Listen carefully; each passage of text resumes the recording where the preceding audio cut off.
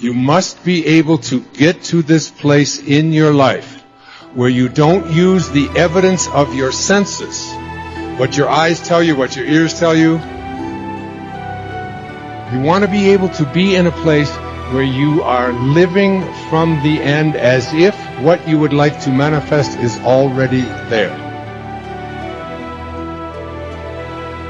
We hold ourselves back with self-limiting beliefs. We tell ourselves that we're limited in some way, but in reality, it's probably not true at all. We, to a great extent, behave, think, react because of some previous experience that we've had. And we feel that this thing that happens to us is reality. It is facts that we have to face and accept and cope with. See? It's always something other than you. You don't recognize it as an integral part of your own being. You are not just this irresponsible little mouse that's been chucked down into this world, but that you are really doing this work. You're running. One of the great rules, by the way, one of the most important of all principles, is to challenge your self-limiting beliefs. You see, we are all plagued by self-limiting beliefs. Beliefs that we tell ourselves, things that we tell ourselves to hold ourselves back. We shoot ourselves in our own feet and then we admire our own marksmanship. So when you begin to look at your past, give an interpretation that empowers you. That's where I used to be. That's not where I am now. Ask one simple question. How extraordinary can I become? What am I capable of? What are my limits? How far can I push myself? But all by doing one simple thing. Pushing myself to get better every day. You are amazing. You hear me? You are amazing. And the day you recognize you're amazing, the day you understand how amazing you are, everything changes. And I need you to understand something. When you recognize who you are, when you realize how amazing you are, there's just certain things you're not going to do no more. Come out here with what you got. You don't have enough money? Don't worry about it. You got the dream. You got the idea. You don't have enough resources? Don't worry about it. You need some help? Don't worry about it. You get out here in the arena, someone will look at you and become inspired and say, hey, can I help you?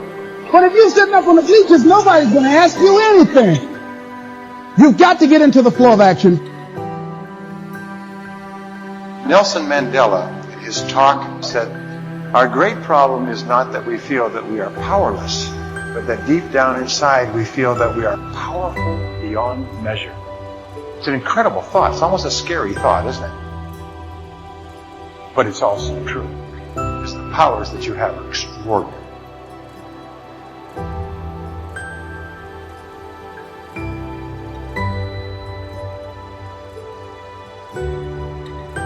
Perception can rewrite the genetic code. When you're under stress, you will rewrite your genes. It's built into every one of your cells. You have genetic engineering genes. The function of these genes is if you find stress that the body cannot seem to get out of, the body will make an effort to change its structure to get out of the problem. And of course the issue is this. What if your perception wasn't real? And you change your genes? Now you're in deep doo-doo. And we now find a very important fact. 95% of cancer has no genetic linkage. 95% of cancer is a response of the individual cells to their experiencing life. And if you change your experiences, you can change the presence of that cancer. You think 60 to 70,000 thoughts in one day. Out of those 60 to 70,000 thoughts that you think in one day, 90% of those thoughts are the same thoughts as the day before. So if you believe that your thoughts somehow are connected to your life, then the same thoughts always lead to the same choices. The same choices always lead to the same behaviors.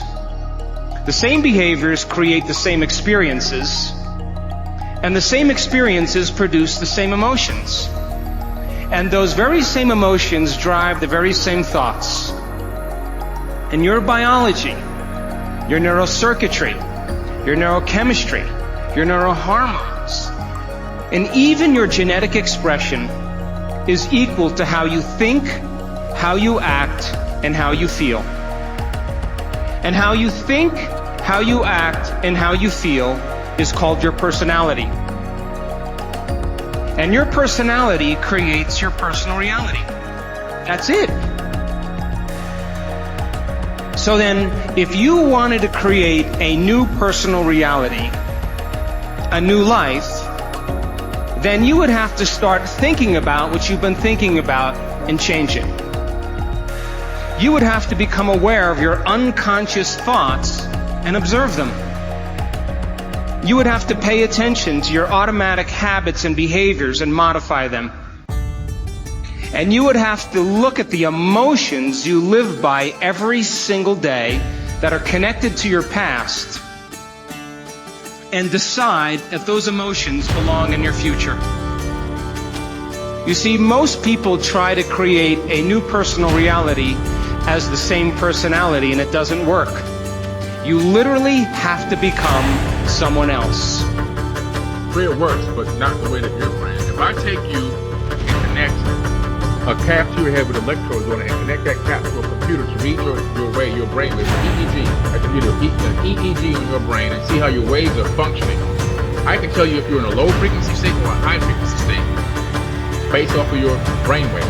If you're an emotion of fear, doubt, anguish, begging, which is praying, the typical person who begs and they pray, that's low frequency. Now, if I take you with that same exact technology and connect it to a computer, read your brain waves, and I have you in a position of upright power, understanding, command, unconditional love, happiness. Now it's going to be high frequency waves going to the computer. The universe reads waves low frequency and high frequency. It knows low and high, and guess what? It's going to give you back whatever you give it. You're running around here begging and pleading and hoping and wishing and scrapping around, you're going to get the same kind of garbage back in your life. Until you stand up and draw a line in the sand and command your existence, command your potential, command who you are, command your outcomes to happen, you're going to be suffering. The reason why I command my realities is because I know the power is inside of me. So I command myself. I don't get on an airplane and pray to arrive at my destination safely. I command I arrive at my destination safely. I command it.